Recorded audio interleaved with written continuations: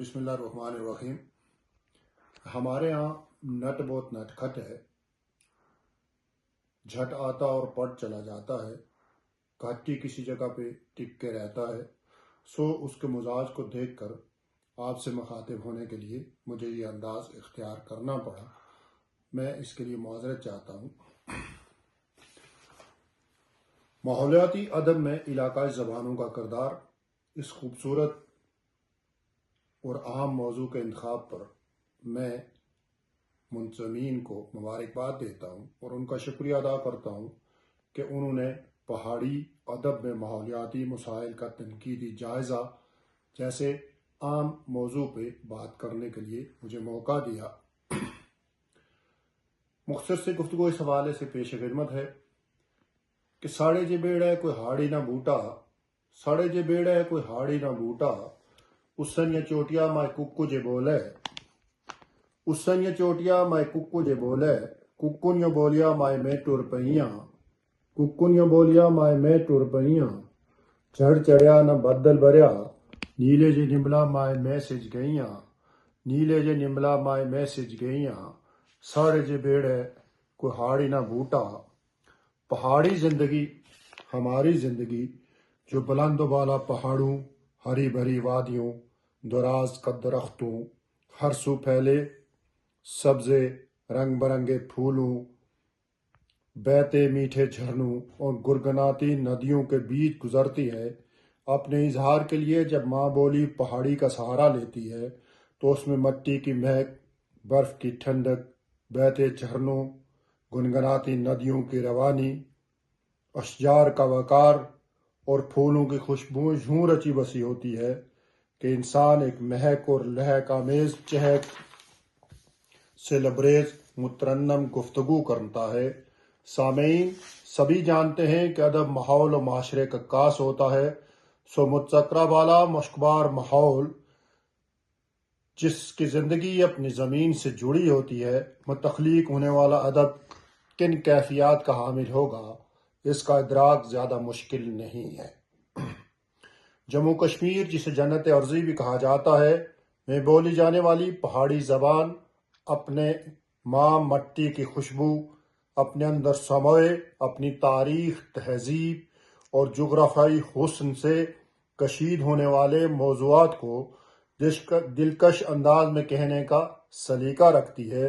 یہی وجہ ہے کہ پہاڑی ادب چاہے وہ قدیم ہو چاہے جدید، اپنے کشادہ ماحول، کھلی فضا، معطر ہوا، لہلات سبزے اور گنگناتی ندیوں سمیت ہر مقامی عامل سے تعلق بھی رکھتا ہے اور اس سے فیض بھی پاتا ہے۔ معزز حضرات، چند ایک قدیم پہاڑی لوک گیت ہے۔ یہ گیت صدیوں سے یہاں پہ گایا جاتا ہے۔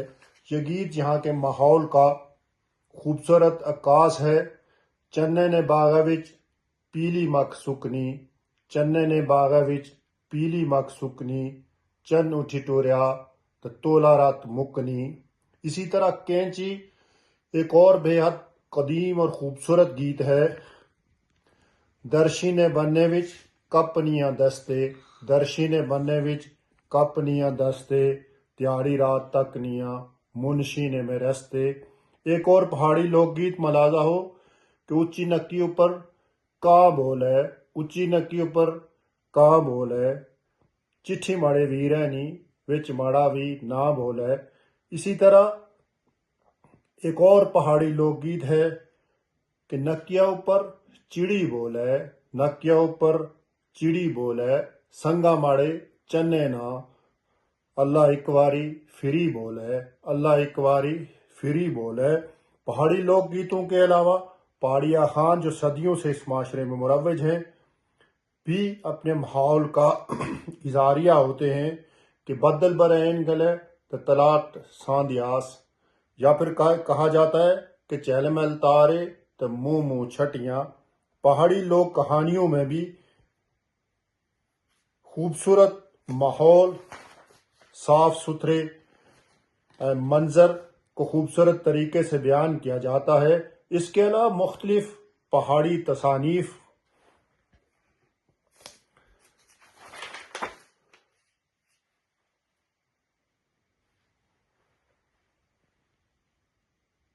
بیان کیا گیا ہے۔ لوک ادب کے بعد اگر ہم پہاڑی تخلیق کی ادب پر نظر ڈالیں تو ہمیں اس کا سب سے معتبر حوالہ میاں محمد بخش کی صورت میں ملتا ہے۔ میاں محمد بخش نے اپنی شورۂ آفاق تصنیف سیف الملوک میں اور اپنی دوسری کئی تصانیف میں اپنے ملک، اس کے خوبصورت ماحول، اس کی کشادگی، اس کی فراخی، اس کی ہواؤں اور فضاؤں کو بار بار بہت خوبصورتی سے بیان کیا ہے۔ جدید پہاڑی تخلیقی ادب میں ہر صنف میں جہاں ریاستی خوبصورتی، جنت نظیر ماحول کو بیان کیا جا رہا ہے، وہاں تیزی سے بڑھتی آبادی، گاڑیوں کے دھوئیں اور ہر نوع کی آلودگی کے باعث قدرتی ماحول کو لاحق خطرات پر بھی لکھا جا رہا ہے۔ اس باب میں جناب کریم اللہ قریشی، فاروق انوار مرزا، نثار راہی، کے ڈی مینی، نظر بنیاری، راشد عباسی، اشفاق کلیم، شکیل ایوان، علی عدالت سمیت ہر پہاڑی لکھاری نے ماحول اور موسم کو اپنی تحریروں میں، جن میں افسانے بھی ہیں، کہانیاں بھی، ناول بھی، ڈرامے بھی، خاکے بھی، سفرنامے بھی، اس کا ذکر کیا ہے اور وہ مسلسل اس حوالے سے تخلیقی عمل کو آگے بڑھا رہا ہے۔ مختلف پہاڑی تصانیف کے نام ہی اس موضوع سے اہل ادب کے تعلق کا خوبصورت اظہار ہیں۔ میلا آسمان، تارانی اگ، مولاج، ست برگے نہ پھول یا پھر ٹہکے نے پھول، یہ چند نام ہی کافی ہیں۔ پہاڑی ماحول ہزارہ جدت کے باوجود آج بھی اپنے حسن، کشادگی اور صفائی میں کمال ہے۔ یہی وجہ ہے کہ آج کا پہاڑی شاعر بھی خوبصورت شاعری میں بیان کرتا ہے تو ایک سما سا بن جاتا ہے۔ بھارتی مقبوضہ کشمیر کے نوجوان شاعر عامر مجتبیٰ لکھتے ہیں، کوئی ٹالی ملوکانی تو میں کی چھوڑ گیا، گولی لگی یہ بندوقانی۔ یا پھر ان کا ایک اور مائیہ ہے، کوئی بوٹے نے ککرے نے تو مایا نہیں آیا، در کھلی گئے نی فکرے نے۔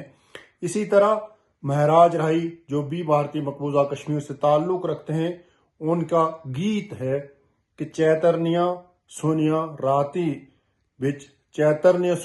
راتاں بچ ان تھک بھرنیاں برساتاں بچ ان لمیاں ہجرنیاں راتاں بچ جدو یاد کسینی آنی ہے ساری رات کلیجا دکھانی ہے چیتر نے سنیا راتاں بچ۔ اختصار سے ہم کہہ سکتے ہیں کہ ماحول کو درپیش آزار اور ماحولیاتی تبدیلی آج کے پہاڑی ادب کا ایک اہم موضوع ہے۔